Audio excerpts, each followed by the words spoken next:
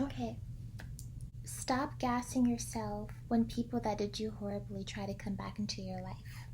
Friends, girlfriends, boyfriends, family, stop it. Please stop it. You were such a good person. I'm so sorry that I was weird to you. You were graceful, you were sweet, you were understanding. They're testing to see how nice you really are. In other words, how naive is this person truly? So they're thinking, why is this person so nice? What the heck is wrong with them? I did everything. And they still let me back in. And you know what they're thinking most of the time? When you let them back in, wow, what can I get away with doing this time? You cut people off for a reason. Never forget that. And I think a lot of the time we talk about having grace. Nobody's perfect. People make mistakes. Yeah. No. As someone that has went back and tried to be more graceful, don't do that. Do you know what your boundaries and morals are? You know what you don't want to go for? They showed you that you two just don't align. You are treating their return as evidence that you made the wrong decision with cutting them off. So you know what they're gonna think? Oh, well, they let me back in. They weren't hurting that bad then. I couldn't have hurt them that bad. If I hurt you that bad, why'd you let me back around? You saw something, you said something, you repeated yourself, and they played with it. And eventually you say, I choose myself, I choose peace. So choose it.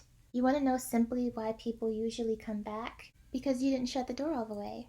Very, very rarely is someone coming back into your life about them changing or recognizing how special you actually were to them. They knew that. They know. The truth of the matter is people get epiphanies, people feel nostalgic, people will get lonely, people are going to miss you. But who cares? Because someone misses you, that means they should come back around. Someone can love you and still be incapable of loving you correctly. Someone can recognize your value as a person and still not have the character to hold on to that. But someone who knows and cares and values you, values your rarity and your loyalty, they will never do anything to lose that. It is a war out here. People with good intentions will always hold on tightly to other people with good intentions. Once you find people that are like-minded truly, you will never leave them and they will never leave you. And honey, just think about it. What do dogs do when you leave the door open?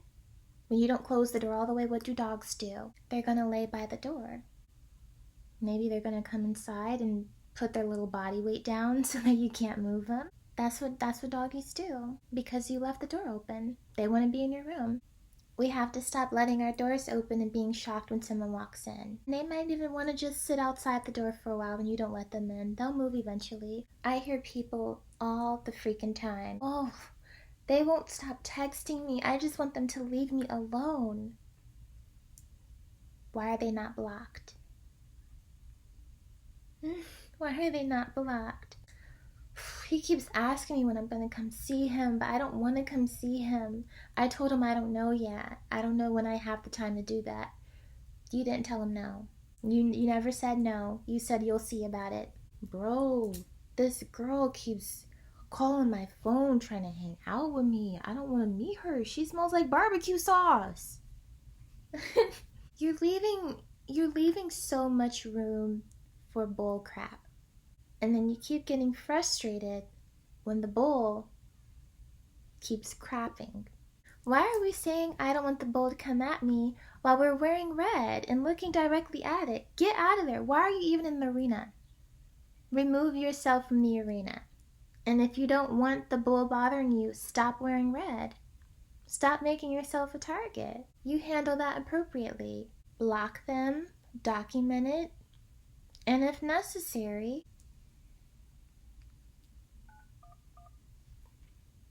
hello? But do not keep reopening doors and calling it harassment when you are also engaging with them. Unless you're saying, please leave me alone, you can't chalk it up to someone bothering you. A lot of people, no matter if you give people signs or not, you have to be direct. Being direct is a huge part of not only being an adult, but being a mature person. Being what? An adult. An adult. Yeah. And you don't have to be nasty to people. You do not have to be rude and cuss somebody out and do all that extra stuff unless it gets to that point. But in a regular sense, it's just very simple. You're going to have to hurt people. You're going to hurt people whether you love them or not. People are going to hurt you whether they love you or not. No, well, I don't know how to say it. I don't know how to say I don't want to be bothered. You better tell them. Sometimes it is very much the duck song. Hey, bum bum bum. Got any grapes?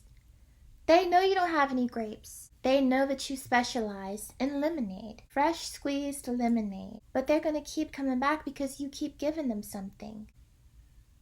Bling, bling, bling. A reaction, attention, access, rage bait, whatever it is. And honestly, truthfully, you do not have to choose someone just because they choose you. Raise the standard. Raise the standard. I promise you, people get a kick out of you letting them back in when you so-called cut them off. You are the money in the safe. And I know it's hard to let go when someone has the code to the safe, but that's why you change your codes. Get a new code. They don't get to come in. They don't get to come in. And they don't need to know your currency either. And you know, maybe people change. I think it's easier for babies and kids to change, maybe teenagers, more so the younger crowd rather than grown full adults, because people really get stuck in their ways. And a lot of time when people are used to thinking a certain way, it is very difficult for them to rewire their brains in a healthy manner. But once it gets to like the 20s, the 30s, the 40s, the 50s, if somebody is still stuck in their ways, they're not changing for anybody. I don't think it's easier for adults to change. I think it's more difficult for adults to change. I just think they get better at lying.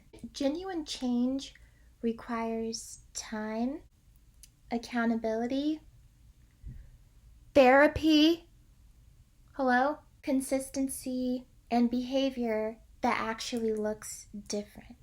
You think if somebody came back into your life and they're telling you all this stuff, oh, I've changed so much and I've learned so much with you being away from me. No, they did not.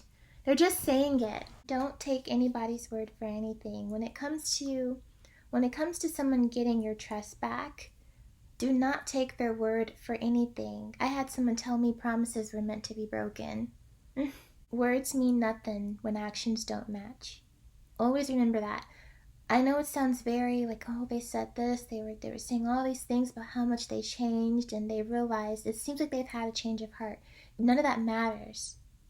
It's all talk. The only person you really need to trust in the end is God and yourself, and hopefully your mama and your family.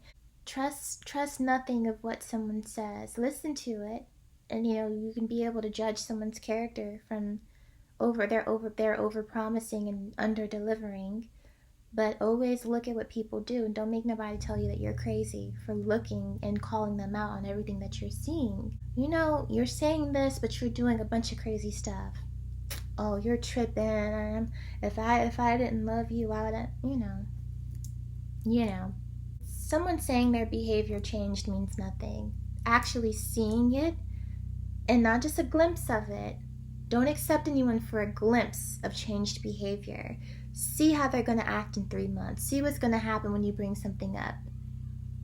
The best way to see someone's true character is not only when they are stripped of their possessions, but when they don't get what they want. And they're still talking about some dang on grapes. You don't have any grapes. You've never had grapes. You've always been a lemonade stand. They want foot press juice over hand squeezed lemonade. You don't have nothing to do with that. Grapes exist with other people. Let them go find their grapes. My best advice truly is pray and close the doors. Remember when our mothers and grandmas used to be like, stop all that running out of my house. You either stay outside or you stay inside, and then you come inside to get water and they make you stay inside. You can't go outside and play anymore. And then they're like, you're letting all my good air out. You're letting your good air out. From letting them run in and out of your house. You're letting all your good air out. The front doors, the patio door, the balcony door, the doggy door, the vents, the drains. Close everything so they have no entry in. Do not feel bad. To advance onto the next level, obviously it's not about getting them to leave. It's about how to stop letting them come back in. So if you're in a cycle of that whole somebody keeps letting all your good air out, lock the door. Shut the windows, bolt the door, do what you need to do, but stand on that. Stand on it. Stand on that.